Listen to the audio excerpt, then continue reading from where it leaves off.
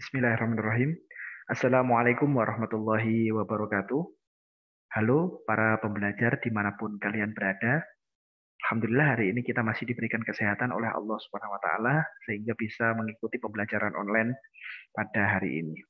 Baik, saat ini kita akan belajar kembali di materi akidah akhlak kelas 8 Madrasah Sanawiyah.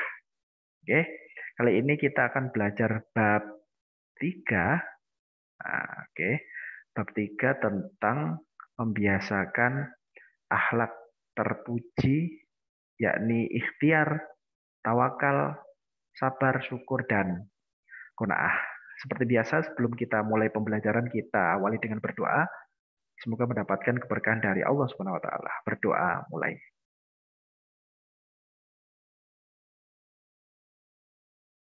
Selesai. Baik, langsung saja. Akhlak terpuji yang perlu kita biasakan pertama adalah ikhtiar. Apa itu ikhtiar?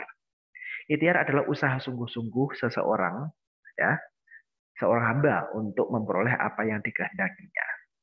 Kita sebagai hamba Allah tentunya ada kewajiban dalam diri kita untuk berikhtiar.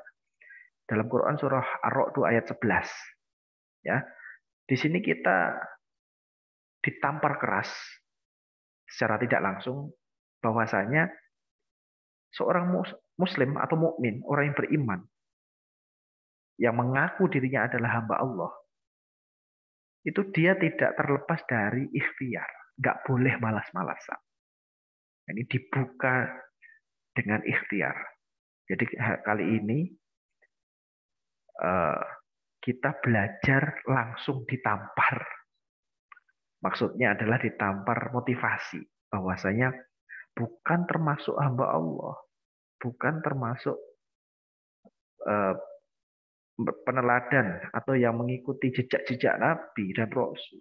Kalau kita malas-malasan. Karena kita itu sejak awal sudah disuruh ikhtiar. Sudah berusaha. Harus bersungguh-sungguh.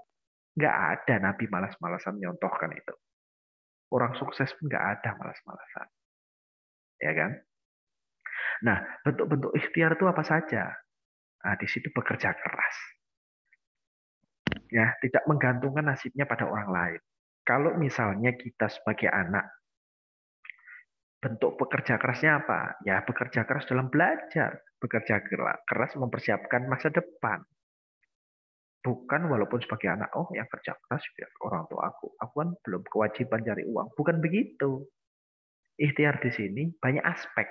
Bekerja keras dalam belajar, bekerja keras dalam mencari nafkah, dan lain sebagainya. Nah, itu bawahnya ada rajin belajar. Jadi meskipun nggak ada tugas dari guru, tetap belajar. Belajar itu tidak harus pelajaran loh. Belajar keterampilan, mungkin yang sukanya desain grafis, belajar desain.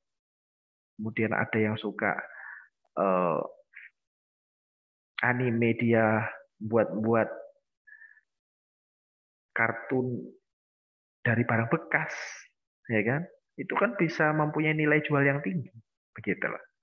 Nah, memiliki sikap perwira sehingga disukai banyak teman. Maksudnya apa? Ya orang yang ikhtiar itu bukan pecundang, bukan penakut. Ketika ada tantangan, ada challenge, dia berani mengambilnya. Tidak untuk mencelakainya loh ya.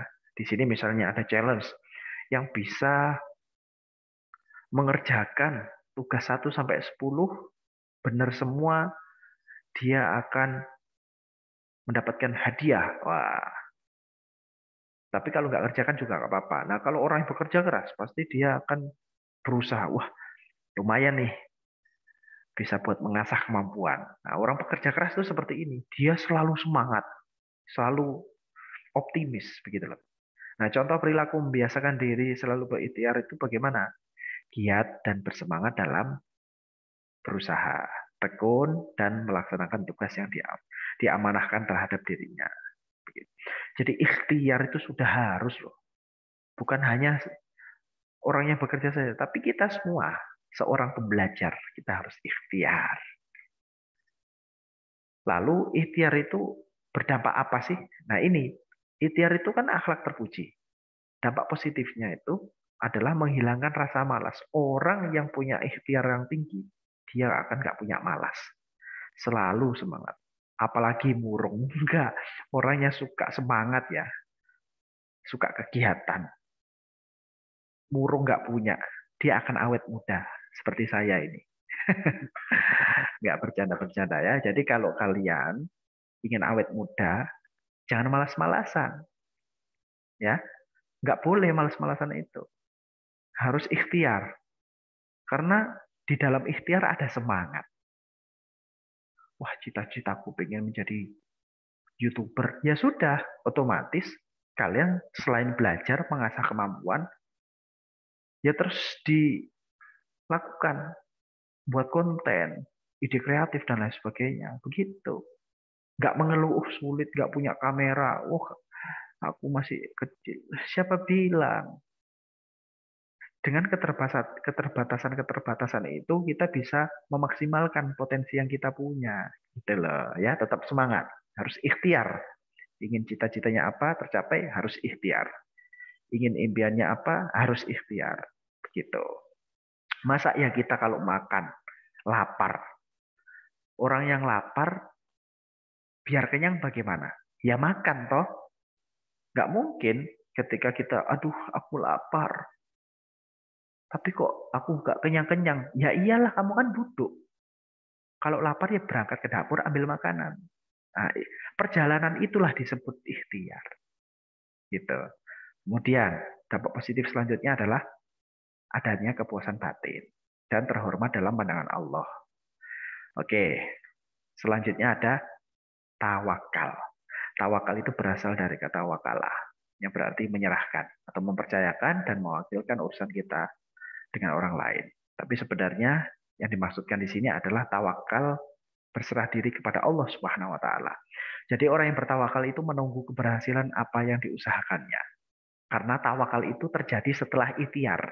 Setelah bersungguh-sungguh berusaha maksimal, sisanya tawakal diserahkan kepada Allah. Oleh sebab itu, saat tawakal hendaknya meningkatkan intensitas doa kepada Allah. Orang yang tawakal, dia akan meningkatkan doa-doanya supaya berhasil. Jangan remehkan doa, ya, jangan remehkan doa. Ad-du'a'u silahul mukmin. Karena doa itu senjatanya orang mukmin. Loh, nggak disangka loh, misalnya, wah, aku target ikut lomba ini minimal 10 besar. Malah juara satu karena doa.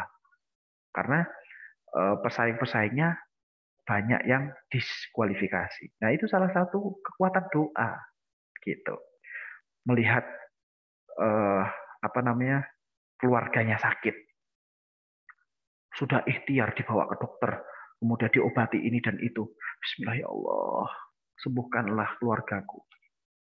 Dengan kekuatan doa, karena kalian anak soleh solihah, dikabulkan. Nah, ini bentuk tawakal.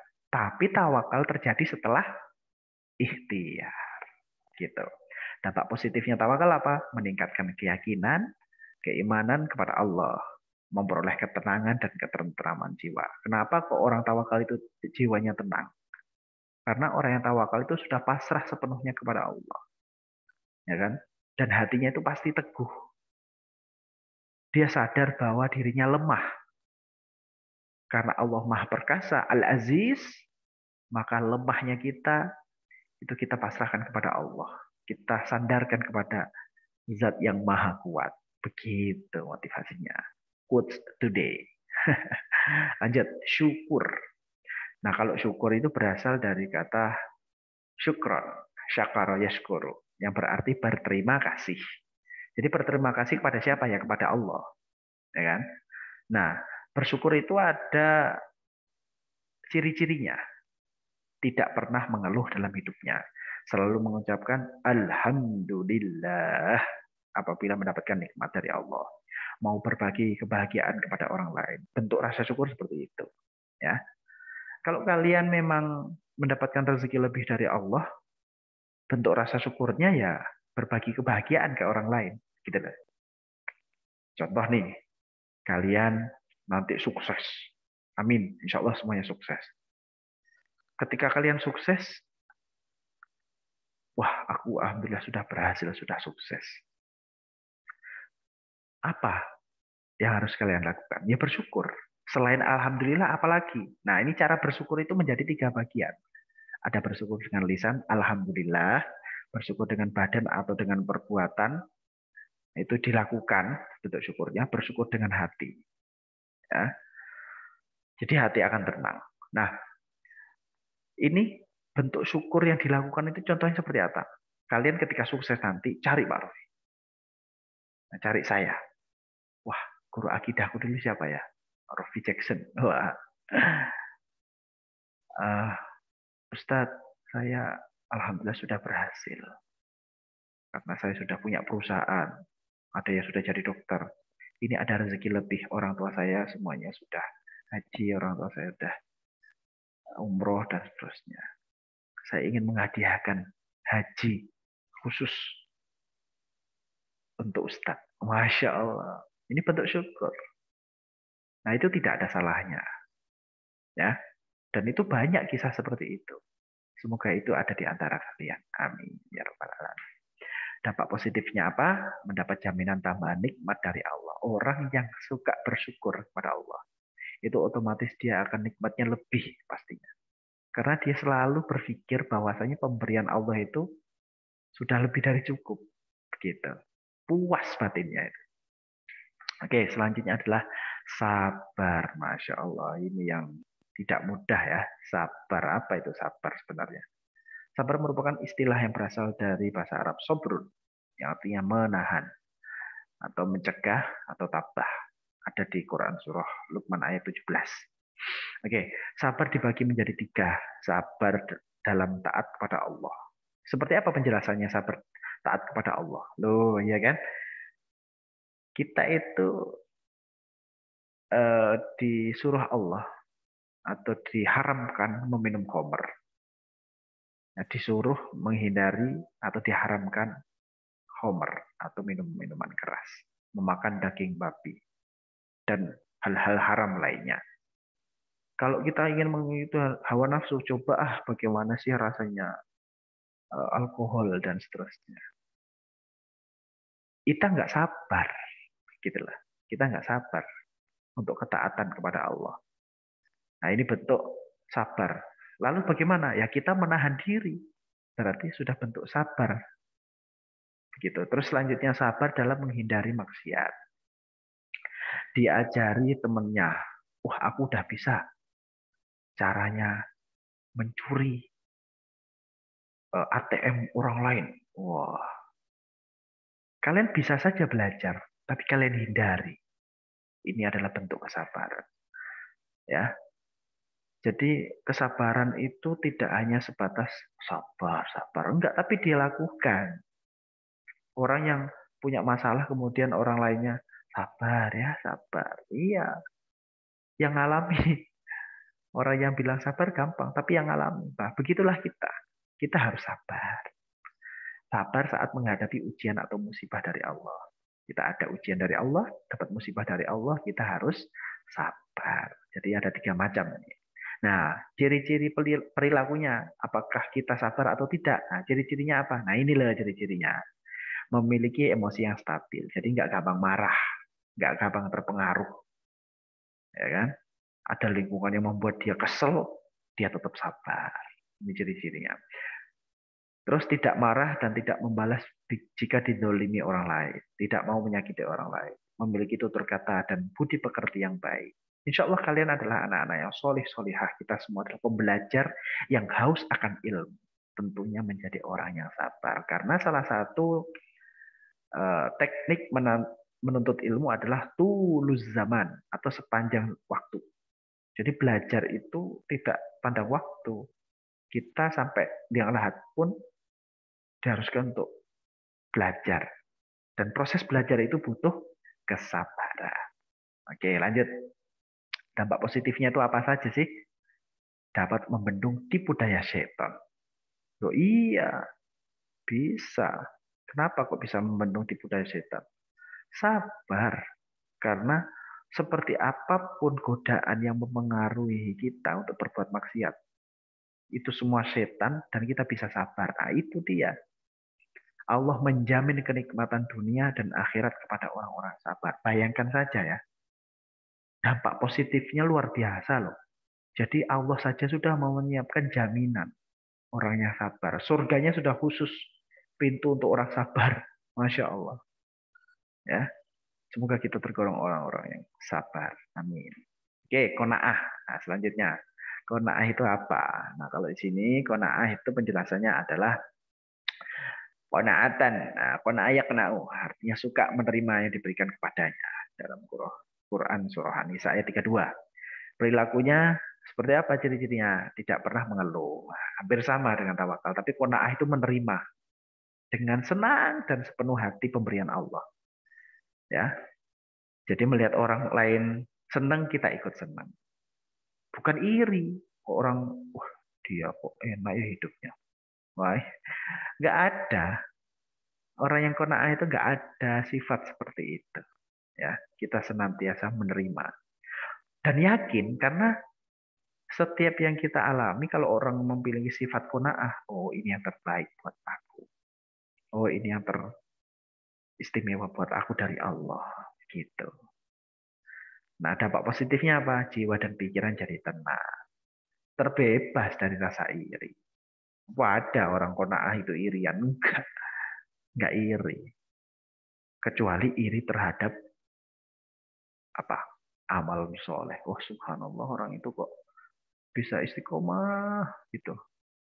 Sholat tahajud. Orang itu kok istiqomah, sholat duha terus. Masya Allah. Nah itu iri yang hal baik seperti itu nggak masalah. Nah terhindar dari sifat tamak. Orang qanaah nggak mungkin tamak. Dia dapat sangu 5.000, kakaknya dapat sangu 7.000. Sebagai adik nggak nggak sepantasnya. Aku harus 10.000. Sekolahku kan jauh. Nah, tamak seperti itu. Naudzubillah, naudzubillah, gimana naudzubillah. Alhamdulillah penjelasan yang singkat ini semoga bermanfaat ya. Semoga bisa memberi pencerahan. Jadi sebenarnya di pembahasan mohon maaf ini kenapa sih belibet tadi ya. Di pembahasan kita tentang akhlak terpuji dan beberapa sebelum dan setelahnya ini adalah sudah tertuang di modul ini penjelasan secara video saja ya. Jadi apabila ada yang belum dipahami, silahkan DM ke akun Rofi Jackson. Ya, kalian tanya-tanya, boleh diskusi juga, monggo silahkan. Alhamdulillah, semoga apa yang kita pelajari hari ini mendapatkan keberkahan yang melimpah dari Allah Subhanahu Wa Taala.